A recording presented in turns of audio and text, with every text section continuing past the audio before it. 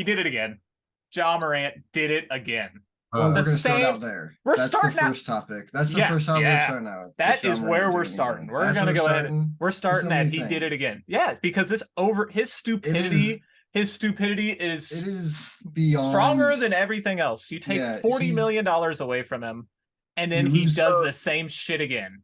You lose a bunch of sponsorships, right? He's lost a ton of money. He missed out on the All NBA team, which would have triggered a $39 million increase on his right. next contract that he's already put pen to paper.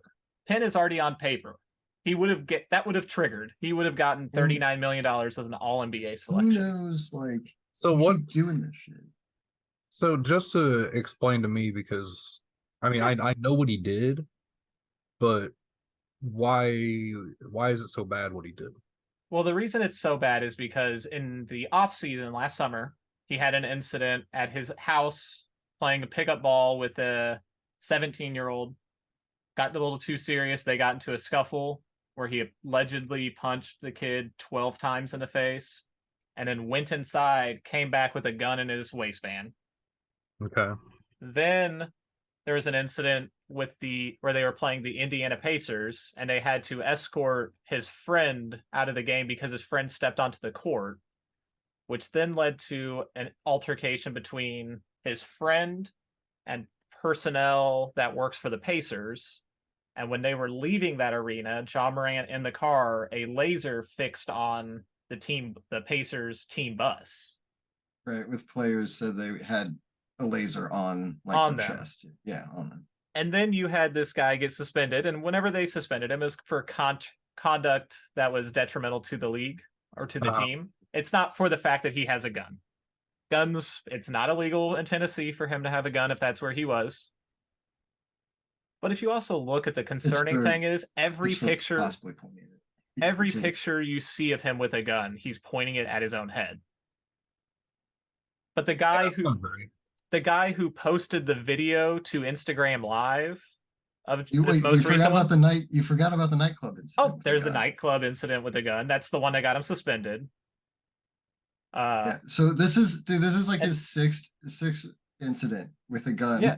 And the problem, in which he's, like the guy that he was hanging that posted this to Instagram Live is the same guy that got kicked out of the Pacers game for stepping on the court and starting these instances.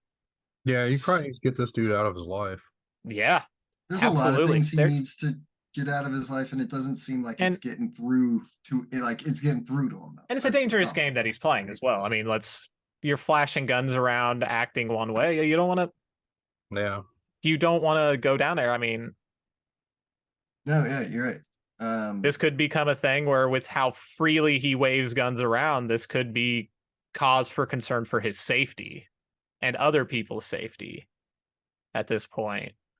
So. Yeah, somebody's gonna come looking for trouble. Yeah, I mean, Stephen. It's just like, You hate to agree with Stephen A. Smith, but he said on Sunday, whenever this broke, he's like, between Zion Williamson's body and Ja Morant's decision making, RJ Barrett is clearly the best player out of that draft for the Knicks. And think about that. Like, these are two guys, Ja Morant and Zion Williamson, who, when they're on the court, it is electric. Like, both of those players are absolutely studs. Ja Morant looked like he was going to be the next thing, right? And he still can be. I mean, he still can be. And you want him to. You want him to get things right, man. But then you also have to think about the reason that Memphis has stated they don't want to bring back Dillon Brooks is because they want to change the culture of this team. Now, does your culture really change whenever your star player's doing that? Is now facing a second suspension for guns? And let's not even talk about the fact that they are actually a statistically better team, and they actually have a better winning percentage over the last few years when Ja Morant doesn't even play. When Ja Morant doesn't play, they have a better winning percentage. So now you have to ask the question, he's not irreplaceable. Tyrus Jones, they're back. Have you seen the guy play, though? He's incredible. He is incredible. But once he elevates, you can't stop him. Yeah, but the Lakers found a way to stop him when he got in the air. Is he a case of that thing they talk about in basketball with empty numbers? I can't. I don't know. I It doesn't that, like I would. he puts up big stat lines, but it doesn't actually contribute to winning. You know, the thing with Ja is I think that it does, but I think that it's just he plays at the pace in which he plays with is very similar to a Russell Westbrook. But he also has a lot of Derrick Rose in him. And his game is expanding. Like his game, like one of his flaws was his outside shot, and then he's in the playoffs having games where he's knocking down 5 threes. Like the dude, and he did it more than he hit threes consistently throughout the postseason. So I mean, he's got the game, and like it's just I don't know what it is. Like he's not a great defender, so that's why you play Dillon Brooks the amount that you have to play him in those games, because he kind of has to pick up the slack.